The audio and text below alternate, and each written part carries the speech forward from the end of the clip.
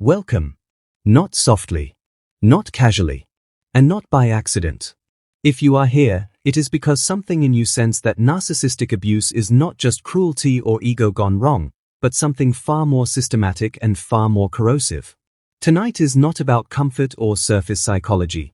This is an exposure. A slow, deliberate unveiling of the one addiction narcissists cannot stop feeding, even as it quietly dismantles them from the inside. There is a reason narcissists repeat the same patterns across relationships, careers, and social circles. A reason they burn through people, environments, and identities with alarming speed. It is not confidence. It is not pleasure. It is not power. It is addiction. And like all addictions, it promises relief while guaranteeing decay. The haunting question is not why they hurt others. The real question is why they cannot stop destroying themselves. Imagine this like the opening of a psychological thriller.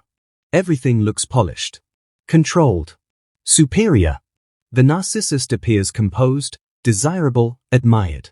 But beneath that surface is a compulsion running the entire system. An insatiable need that grows more aggressive the more it is fed.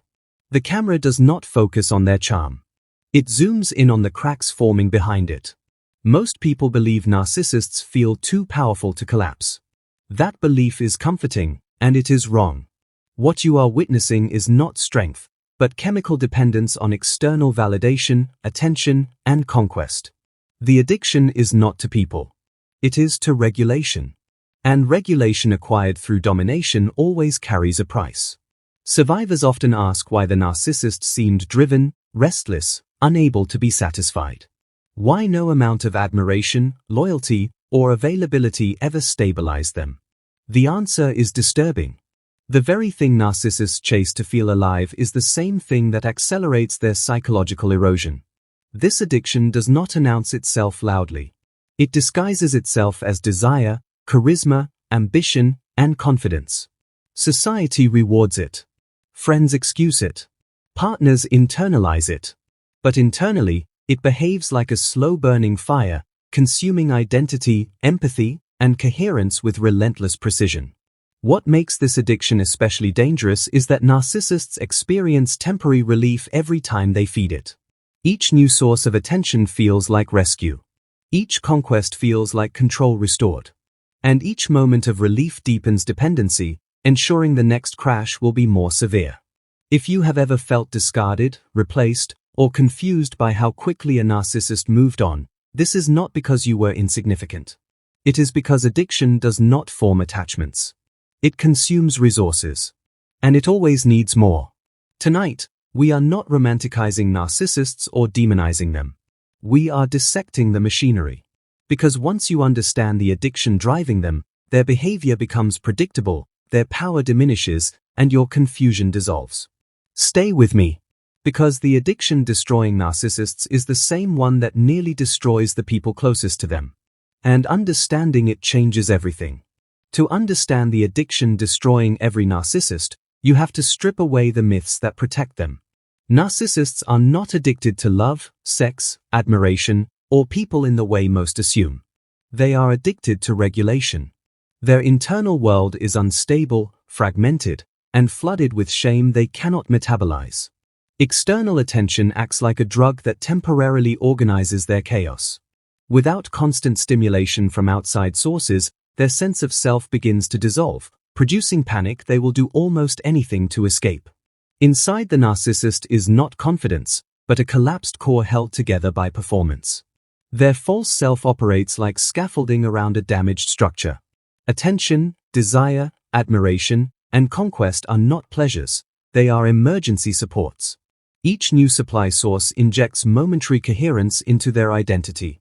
But like any substance, the relief fades quickly, leaving them needing stronger, faster, and more frequent hits to maintain psychological stability. This is why narcissists escalate rather than stabilize over time. One supply source is never enough. Multiple sources are not indulgence, they are necessity. Each person they draw from serves a specific regulatory function. One soothes shame, another reinforces superiority, another restores desirability. The narcissist fragments their needs across people because no single human can sustain an addiction this severe. The internal experience of a narcissist without supply is not boredom. It is disintegration. Time slows.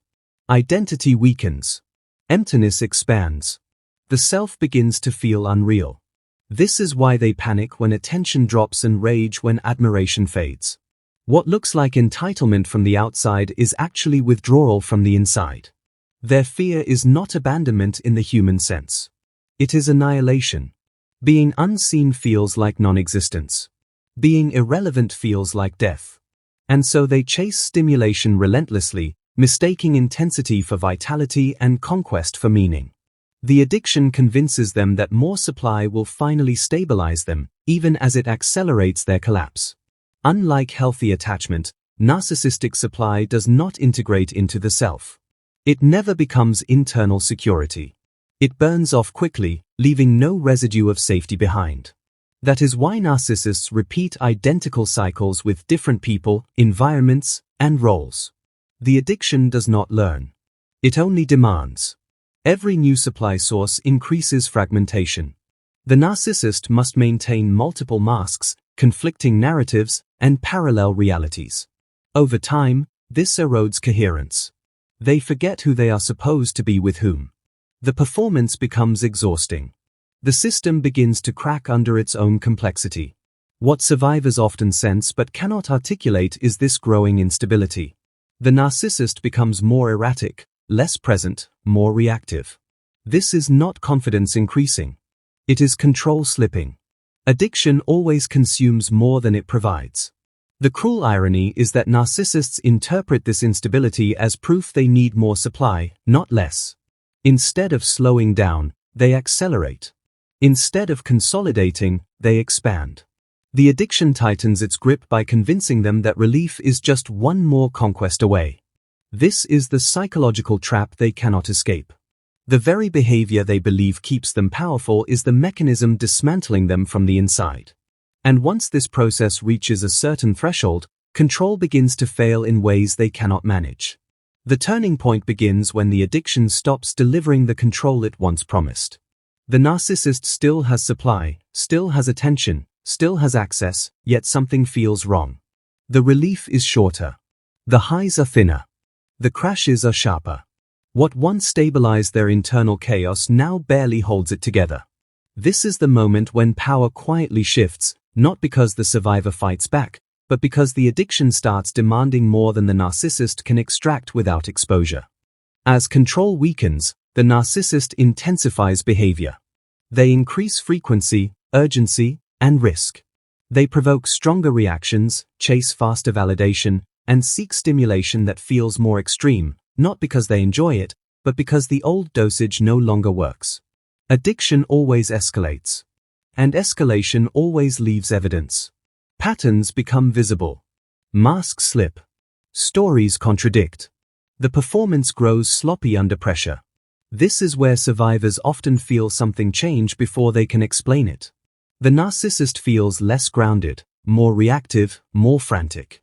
Their charm feels rushed. Their confidence feels rehearsed. The calm superiority that once dominated the room starts flickering. What you are witnessing is not growth. It is withdrawal management disguised as dominance.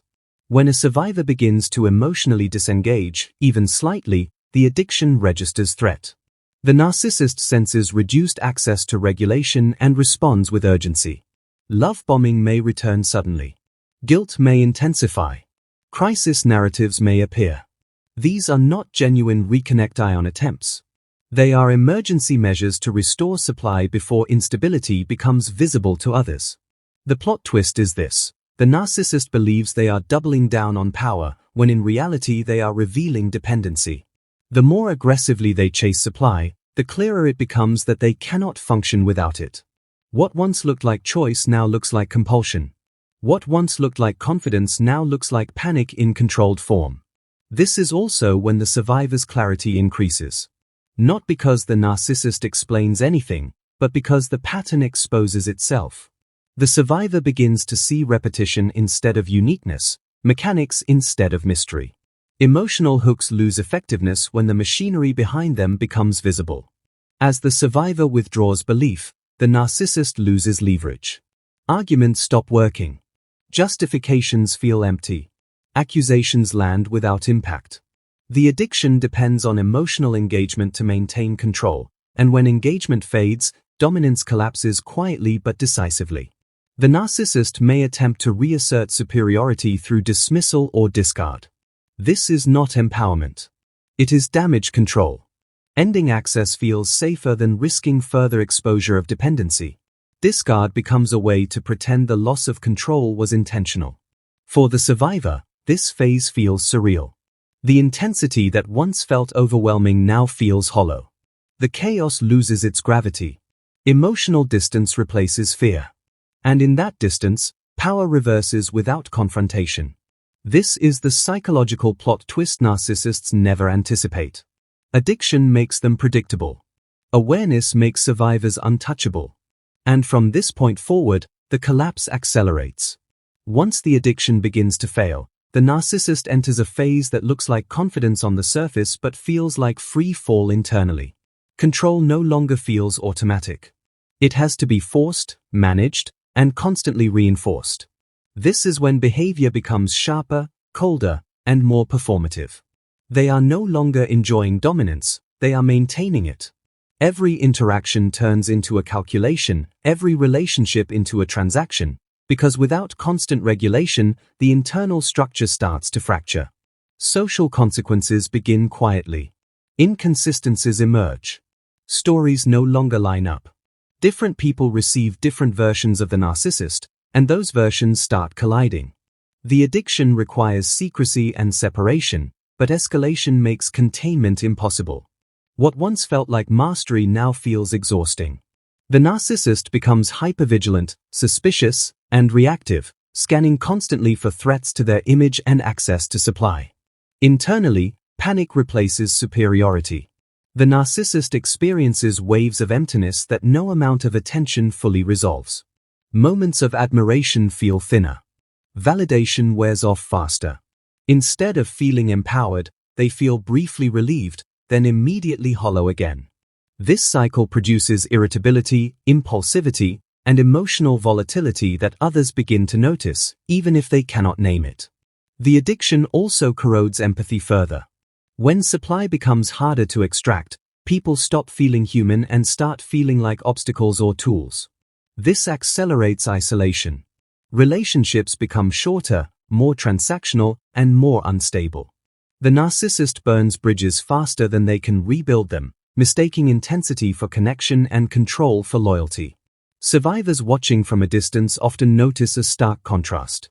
The narcissist who once seemed magnetic now feels chaotic. The charm feels rushed. The authority feels brittle. The presence feels draining instead of impressive. This shift is not imaginary. It is the outward signal of an internal system failing under its own weight. As the addiction tightens, the narcissist may attempt dramatic resets. New identities. New circles.